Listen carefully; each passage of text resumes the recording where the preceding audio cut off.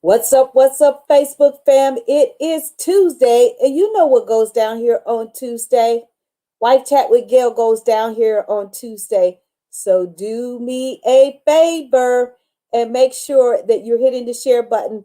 Thank you so much for joining me. Thank you so much for joining me. I appreciate you. I hope you guys are having an amazing Tuesday because I am. I missed you guys last week. I was not feeling well. And so, again, thank you guys so much for joining me. And so tonight, I want to talk to, a husband who DM'd me and said, my wife is about to have a baby and she is literally changing a lot. They're very young. They're 26 and 24, right? And he's from Cleveland, Ohio. So my prayer is that he is watching. Hello, you guys. Thank you so much for joining me. Make sure that you're hitting the share button and go into the chat and let me know where you guys are joining me from. And so again, thank you guys so much for joining me and hitting the share button. And so tonight, even though I know a lot of the people who follow me on here are more mature, I am, starting to get a much younger audience that is still having children, right? And so I want to impart some wisdom into some of these younger people. And even though we're more mature and our kids are, some of us are grandmothers, right? Or whatever, we want to be able to impart some wisdom into these young couples. And so his fear is that everybody has told him that when you have a baby, that your life is going to change and all these things are going to happen. So tonight I want to talk to him about marriage issues you will face after you have a baby. Thank you so much for joining me. Thank you guys so much for joining me. I appreciate you so much. I'm getting ready to play my little promo and I will be right back.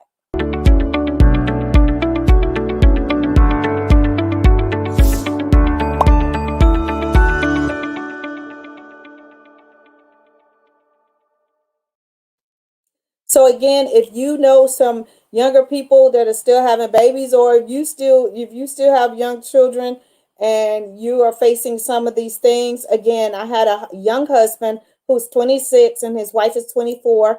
They're about to have a baby, and he was hearing all of these horror stories or whatever. And so I told him that I was going to address some of the things, that Gil and I faced in our marriage after we had a baby, right? They have not had the baby yet. The baby's due in 2 months. But literally, just from what he DM'd me, he was literally terrified that their marriage and everything was going to change once they have a baby. And like I told him, your marriage, through the DM, your marriage is going to change. Your whole entire life is going to change after you have this baby. So again, you guys, thank you so much for joining me. Thank you so much for, coming into the comments. Just know that if you have a question or whatever, you can always put it in the comments. I always will respond, right? Even after I get off here, I come back on and I will respond, and whatever your comments. If you have something that you want me to talk about, if you want me to talk about something, make sure you DM me, email me, or whatever. I am an open book. I will talk about pretty much anything on here. Also, I am holding a workshop next month, right? Called the Sexless Marriage. So if you're in a situation where you're in a sexless marriage and you want tangible things that you can implement like right away. When I say right away in your marriage, you want to attend this workshop, right? It's on a Saturday. I'm not going to take up much of your time. It's only going to be for 2 hours from 10 a.m. to 12 p.m. Eastern Standard Time, and it's going to be on June the 12th. So you can visit my website at gailcrowder.com. And again, if you're in a sexless marriage or you and your spouse are struggling to connect sexually, you want to take this workshop, because I'm not going to give you no fluff. I'm going to give you some things that you can implement that day, that night, that moment when you get off, to begin the journey of not being in a sexless marriage, right? I understand that there's a lot of things going on in people's marriages.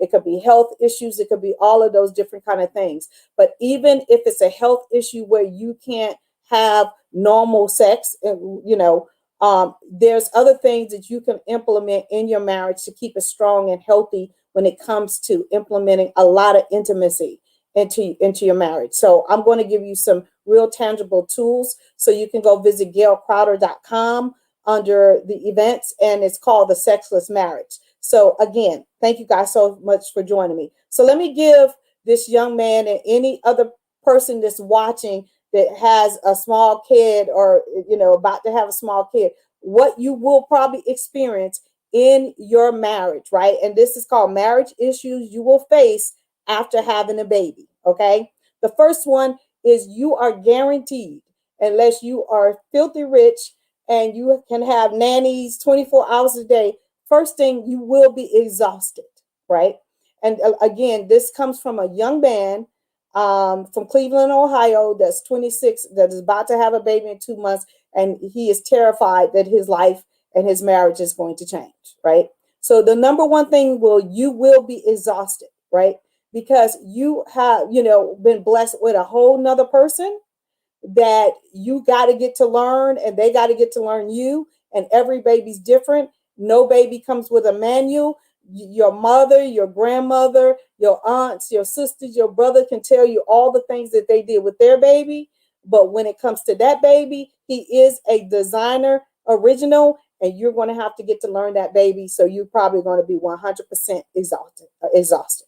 Number two, you will have a lot of bombardment from other people and their opinions, right? And this can be very hard because you don't know who to listen to, especially since you are a new marriage and you are going to be new parents, right? They've only been married a year and a half. And so therefore they're going to be bombarded with so many people's different opinions and stuff, and that can cause a lot of friction between you and your spouse, because you're going to be trying to listen to what your mother says, she's going to be trying to listen to what her mother says, and it's going to be this clash of different styles, different whatever works. Again, you're going to have to be able to communicate with your spouse and make sure that their feelings and what's working best for your household is going to be what rules.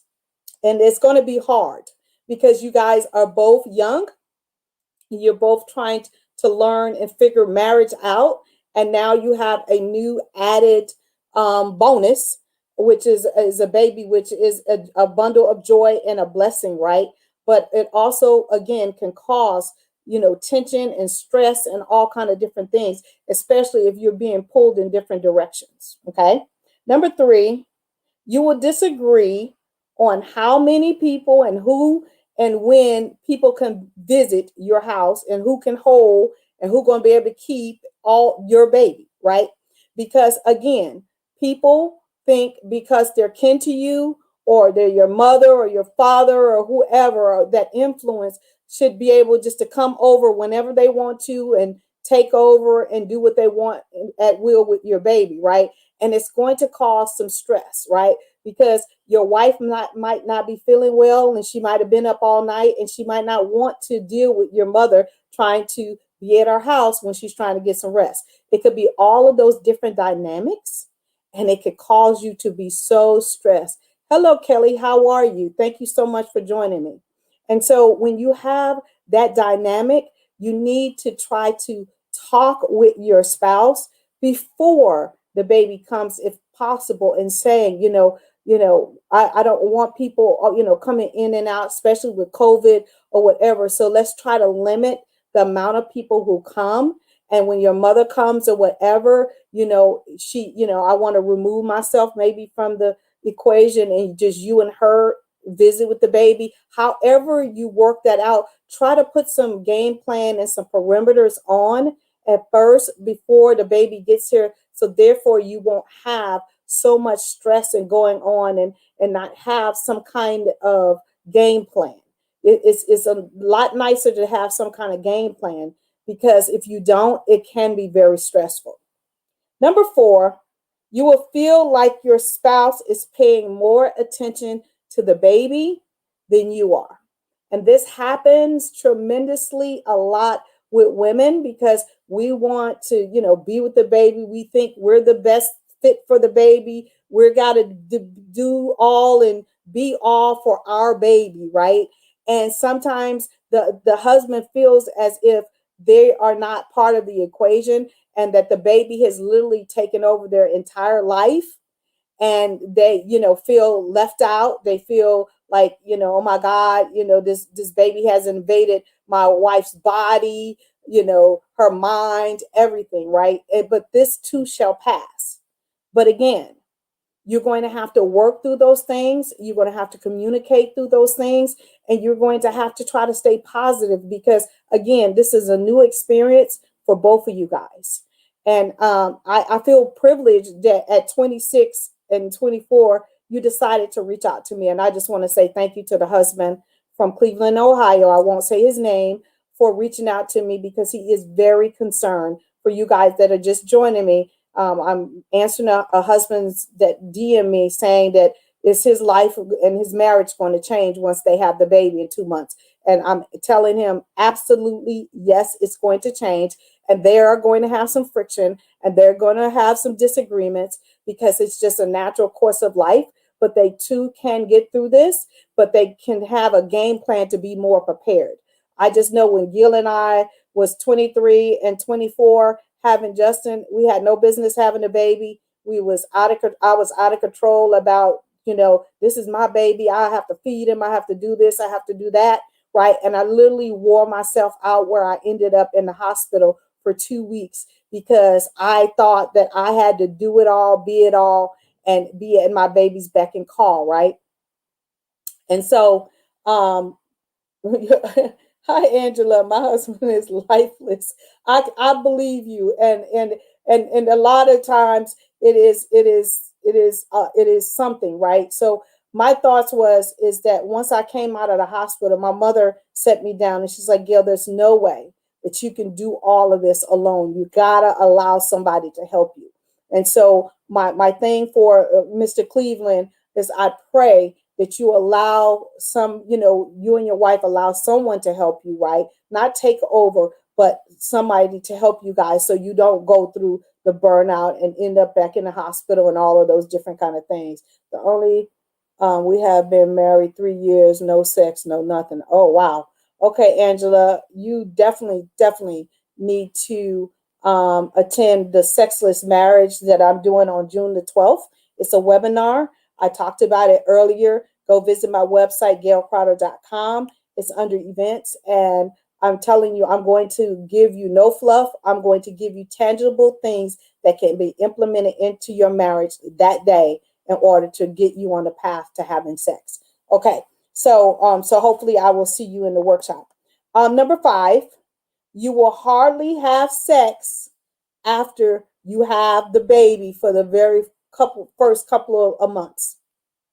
If that, for the most part, your wife will not be able to engage in sex for 6 to 8 weeks to begin with, and sometimes longer, just depending on what happened during the birth and what her doctor says. So be prepared for that, because a lot of men want to reconnect with their wives right after they have a baby, and for one, her body's not ready for it, and for two, it's very unhealthy for you to do that because she needs to heal and her womb needs to go back to its original size as much as possible. So just know that you're going to be young, but you're going to have to abstain for at least 2 months.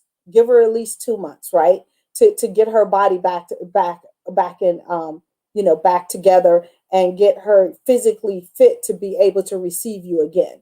And so, yes, your sex life will be affected, right? Not forever, but it will happen.